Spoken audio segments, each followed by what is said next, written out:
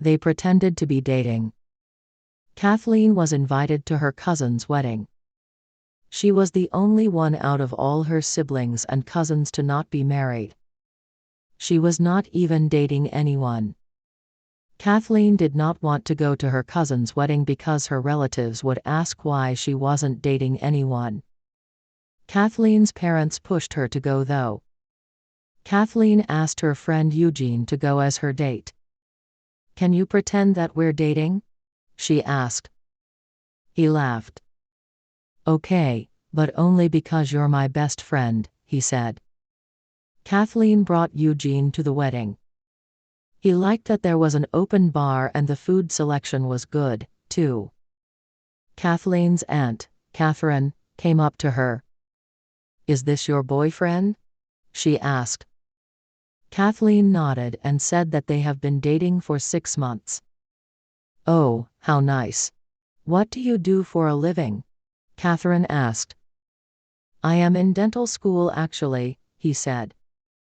"Good for you," Catherine said. More relatives came up to Kathleen to ask about Eugene. They were very impressed with them. Kathleen and Eugene even held hands to keep up with the act. It was fun for them to pretend that they were dating. They came up with crazy stories of their time together. They pretended that they met at a casino while gambling. The job search. Mary wanted to get a job to save up money for her future. She did not want to keep asking her parents for money. She thought getting a job would be a good way to build her experience. Since she never had a job before, she decided to start with a simple part-time job. There were a lot of options out there. She could be a cashier, a tutor, a waitress, or an usher. She decided that a cashier job would be most suited for her. This was a job that seemed simple enough that she could learn. It would also let her interact with people, which was her favorite thing to do. Mary did not have a car, so she needed to find a job that was close to her home and school. She was still going to school, so she needed to find a job that was flexible. She walked around the restaurants and stores in her neighborhood. Some were hiring, others had all their positions filled up. She applied to 10 different places. Her top choice was her favorite frozen yogurt shop. The application usually asked for a resume, a cover letter, and an application. She was excited to continue with her job search. 2 weeks later, 5 places contacted her for an interview. They were the movie theater, the yogurt shop, a candy shop, a video game store, and a coffee shop. She did not mind any of the jobs. She was happy with all the offers she received. He promised to never smoke again. Nicholas's dad died from smoking. His dad had lung cancer. Because of this, Nicholas's mom is against smoking. When Nicholas was little, he promised to never smoke. When he got older, however, his friends encouraged him to try it. Nicholas started smoking when he was 18 years old. At first, he would only smoke once a week. As time went on, he started smoking 5 cigarettes a day. He stopped for a couple of years. However, he continued once he graduated from college. At Nicholas's job, everyone smoked during the break. It was hard not to smoke. If he didn't smoke, he felt like he would not be accepted. This happened to one coworker. Lawrence did not smoke.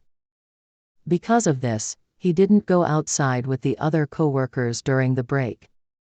He missed out on a lot of socializing and conversations about work. Lawrence did not have as many connections as Nicholas.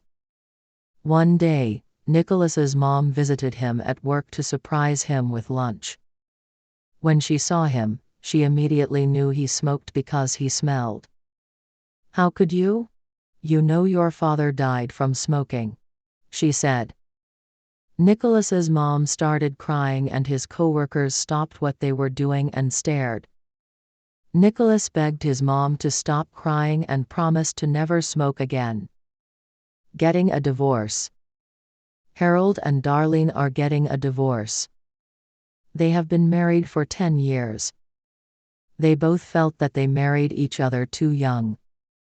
Harold felt like he had changed a lot since then. When he was 23, he was ambitious, competitive, and sometimes even harsh. He had plans to be a CEO. Now, he was more relaxed. He was okay with not having a high-paying job. Darlene wanted the 23-year-old version of Harold. She was ambitious too, and wanted to be a power couple. A power couple is a couple where both partners are successful. Darlene was not okay with Harold only being an accountant. Harold and Darlene hate each other now. They can barely talk to each other. They have one daughter together. Her name is Christina.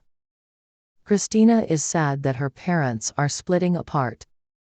She does not know who she will be living with. Usually the mother gets full custody of the child.